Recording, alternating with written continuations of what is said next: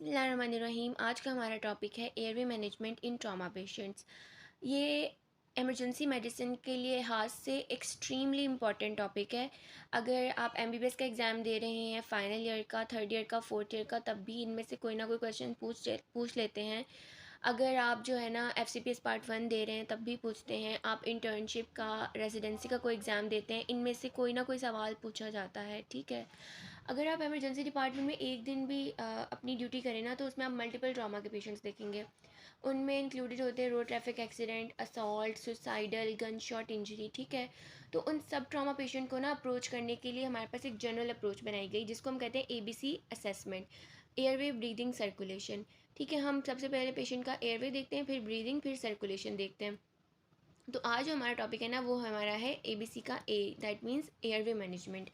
अच्छा, अगर कोई पेशेंट हमारे पास आएगा ट्रॉमा का, उसमें सबसे पहले हमने एयरवे देखनी है, और एयरवे में हमने देखना है कि एयरवे उसकी कॉम्प्रोमाइज़ तो नहीं है। अगर तो patient is able to talk, that means कि उसकी एयरवे बिल्कुल पेटेंट है।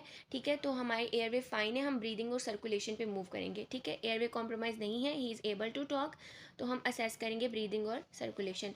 लेकिन अगर कोई भी हमारे पास एयरवे कॉम्प्रोमाइज़ की साइन है, फॉर एग्जाम्पल के he is not able to talk, he is not talking basically. ठीक है, नंबर 2, मेजर फेशियल ट्रॉमा है, उसमें ये हो सकता है कि आपका ब्रोकन टूथ जाके आपके एयरवे को कॉम्प्रोमाइज़ कर सकता है। अगर नेक ट्रॉमा है तो आपकी ब्रोकन बोन को जाके एयरवे को कॉम्प्रोमाइज़ कर सकती है। अगर पेशेंट अनकॉन्शियस है तो उसकी टंग जो है ना वो बैक साइड पे मूव कर जाती है और एयरवे को ऑब्स्ट्रक्ट कर देती है। अगर पेशेंट ने ना वॉमिट की होती है और अनकॉन्शियस हो जाता है तो वो एस्पायरेट कर जाते हैं। ठीक है, तो ये सारी साइंस जो होती हैं ये एयरवे कॉम्प्रोमाइज़ की होती हैं। अगर तो पेशेंट एयरवे कॉम्प्रोमाइज़ की साइन है तो हम उन्हें इंटूबेट करेंगे। ठीक है, येस, इंटूबेट।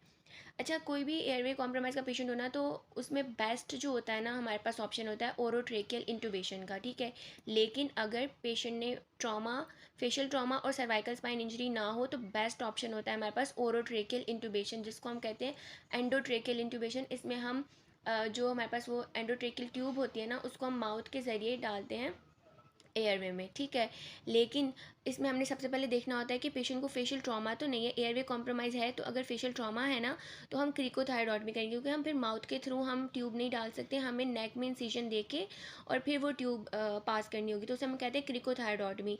लेकिन अगर पेशेंट के पास पेशेंट को फेशियल ट्रॉमा नहीं है तो फिर तो हम ओरोट्रेकियल इंटूबेशन ही करेंगे।